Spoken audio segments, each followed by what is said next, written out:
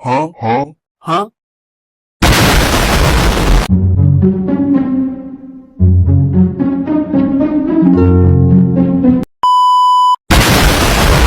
Laban al Yaurel.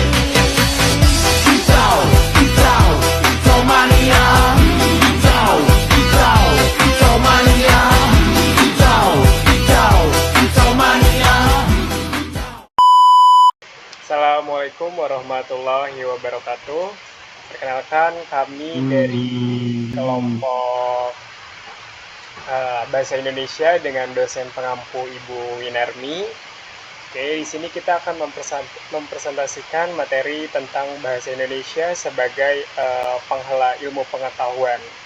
Nah, dalam presentasi ini kami akan menjelaskan bagaimana bahasa Indonesia berperan sebagai sarana penyebaran, pengembangan, dan transfer ilmu pengetahuan di Indonesia. Nah, sebelum kita membahas materi-materi selanjutnya, di sini saya akan memperkenalkan nama-nama anggota kelompok. Terdiri dari saya sendiri, saya dengan Taufik Hidayat, dan Mbak Hamidatul. Selanjutnya Mas Faris Prasetyo, terus dengan Mas Safarudin, dan dengan Mas Muhammad Afif Amim. Di sini kita sampaikan terlebih dahulu dan mohon maaf sebelumnya kepada Ibu Winarmi karena beberapa teman kita juga belum ada yang join saat ini ya.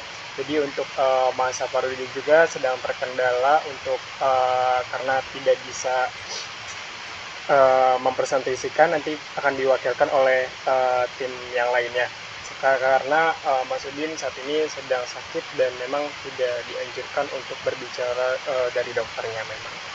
Nanti akan didiskusikan kembali oleh Ibu Winarmi. Terima kasih. Selanjutnya kita akan membahas materi selanjutnya.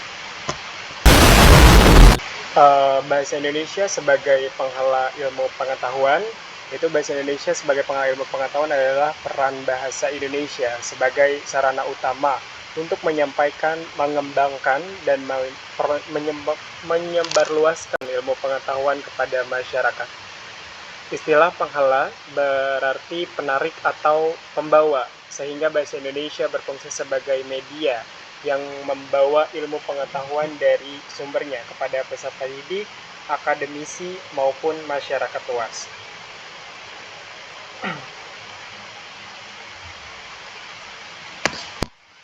Nah, dari pengertian bahasa yang telah dijelaskan, sebetulnya dapat disimpulkan ya, bahwa bahasa Indonesia merupakan unsur penting dalam kehidupan manusia, karena memungkinkan seseorang untuk berpikir, juga berkomunikasi, menyampaikan informasi. Tanpa bahasa, proses transfer ilmu pengetahuan tidak akan berjalan secara efektif. Selanjutnya kita akan ke slide selanjutnya. Di pengertian bahasa Indonesia dan fungsinya. Pengertian bahasa Indonesia dan fungsinya di sini diartikan bahwa bahasa Indonesia adalah sistem lambang bunyi yang bersifat arbiter dan digunakan manusia sebagai alat komunikasi dalam kehidupan bermasyarakat. Selain sebagai alat komunikasi, bahasa juga berfungsi sebagai sarana berpikir, mengekspresikan perasaan, dan menyampaikan informasi. Nah, berarti dapat disimpulkan kalau fungsi bahasa Indonesia ini yang meliputi ekspresi, informasi, eksplorasi, persuasi, dan hiburan, menunjukkan bahwa bahasa memiliki peran yang sangat-sangat luas dalam kehidupan manusia. Dalam konteksnya, keilmuan, fungsi informasi, dan eksplorasi menjadi dasar yang menjadikan bahasa Indonesia sebagai penghala ilmu pengetahuan. Selanjutnya di slide kelima.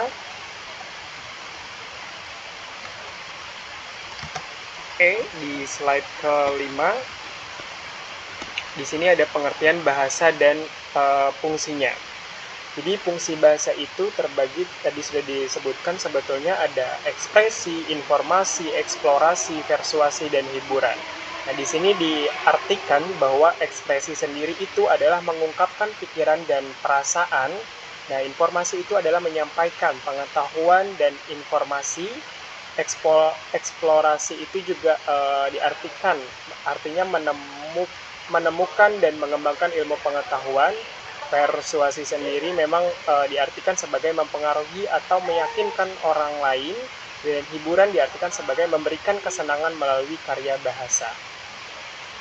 Nah, sebenarnya dapat disimpulkan dan di situ dapat peran dan keilmuan. Nah, fungsi informasi di sini digunakan untuk menyebarluaskan ilmu pengetahuan. Nah, fungsi eksplorasi digunakan untuk menemukan dan mengembangkan pengetahuan baru. Kedua, fungsi tersebut menjadikan bahasa Indonesia sebagai penghala ilmu pengetahuan. Dan selanjutnya ke slide ke-6.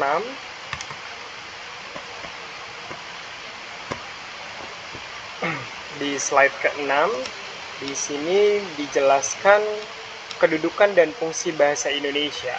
Jadi kedudukan bahasa Indonesia itu sebagai bahasa nasional. Contohnya Sumpah Pemuda 28 Oktober 1928. Diartikan dalam lambang kebanggaan nasional, lambang identitas negara, identitas bangsa, alat pemersatu bangsa, alat komunikasi antar daerah dan antar budaya. Sebagai bahasa negara, Undang-Undang 1945 Pasal 36 di bahasa resmi kenegaraan, bahasa pengantar pendidikan, alat komunikasi tingkat nasional, sarana pengembangan kebudayaan nasional.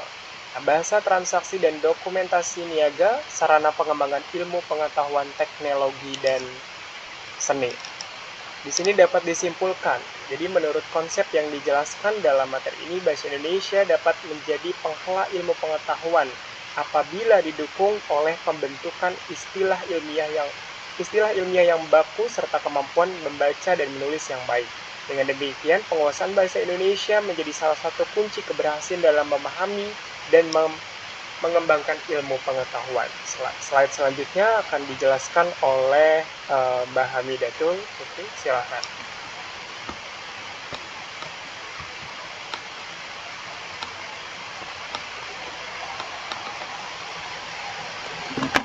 Oke.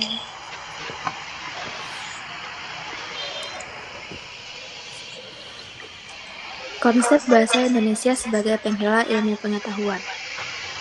Bahasa Indonesia sebagai penghela ilmu pengetahuan berarti bahasa Indonesia berfungsi sebagai penarik dan pembawa ilmu pengetahuan kepada masyarakat. Menurut Samsuri, tahun 2013, fungsi tersebut dapat terwujud melalui kelengkapan perangkat kebahasaan, terutama pembentukan dan pembakuan istilah ilmiah. Dalam kurikulum 2013, bahasa Indonesia ditempatkan sebagai penghela ilmu pengetahuan lintas disiplin. Keterampilan membaca dan menulis dalam bahasa Indonesia berperan penting dalam keberhasilan peserta didik memahami berbagai mata pelajaran. Penguasaan bahasa Indonesia yang baik menjadi kunci dalam mengakses, menyerap, dan mengembangkan ilmu pengetahuan. Oke, slide selanjutnya. Tantangan bahasa Indonesia dalam ranah ilmiah. Di sini bahasa Indonesia harus terus berkembang agar tetap berperan sebagai penghela ilmu pengetahuan di era globalisasi. Masuknya bahasa asing menuntut kemampuan untuk menyaring kosakata dan istilah yang sesuai dengan kaidah bahasa Indonesia. Perjalanan bahasa Indonesia menjadi bahasa penghela ilmu pengetahuan masih panjang dan memerlukan dukungan berbagai pihak. Penulisan artikel ilmiah berbahasa Indonesia menjadi salah satu upaya untuk menyetarakan penggunaan bahasa Indonesia dengan bahasa Inggris dalam dunia akademik. Bahasa Indonesia perlu mampu berkiprah di tingkat internasional.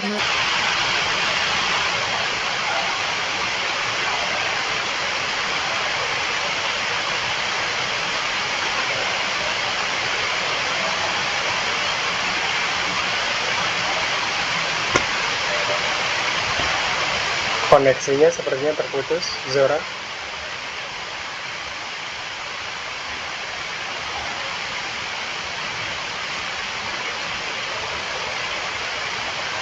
Zora.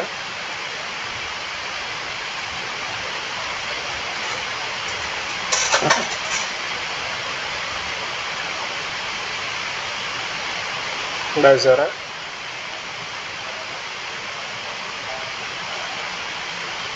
Koneksinya sepertinya terputus, Zora.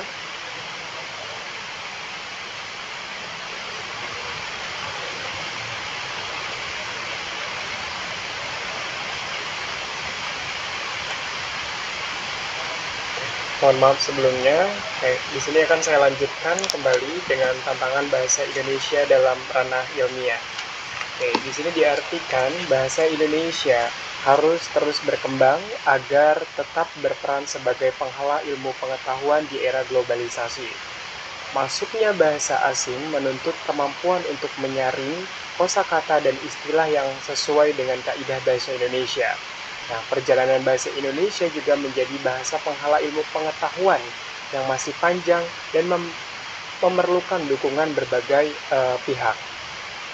Penulisan artikel ilmiah berbahasa Indonesia itu menjadi salah satu upaya untuk menyetarakan penggunaan bahasa Indonesia dengan bahasa Inggris dalam dunia akademik.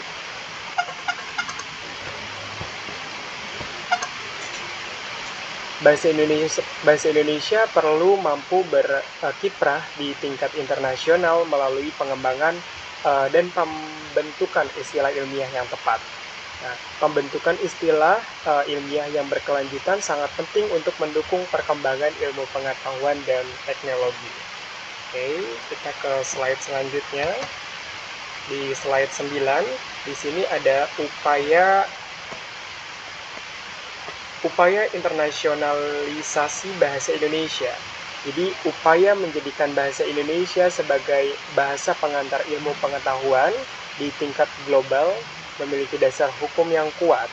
Penguatan kedudukan dan peran bahasa Indonesia di dalam negeri menjadi modal utama untuk meningkatkan peran bahasa Indonesia di dunia internasional. Penguatan bahasa Indonesia di tingkat nasional dan internasional perlu dilakukan secara simultan dan berkelanjutan. Disebutkan pasal 44 Undang-Undang Nomor 24 tahun 2009 mengamanatkan pemerintah untuk meningkatkan fungsi bahasa Indonesia menjadi bahasa internasional. Disebutkan juga peningkatan fungsi bahasa Indonesia dilakukan secara bertahap, sistematis, dan berkelanjutan. Internasionalisasi bahasa Indonesia merupakan kewajiban negara yang harus diwujudkan secara nyata dan terencana. Saya kembali ke slide selanjutnya, di slide 10. Di sini diterangkan peran bahasa Indonesia sebagai alat transfer ilmu pengetahuan. Mati anjay. Selanjutnya ini di slide ke-10 nanti akan dibantu dijelaskan oleh Mbak Hamidatul karena sudah masuk. Masih silakan. Masih.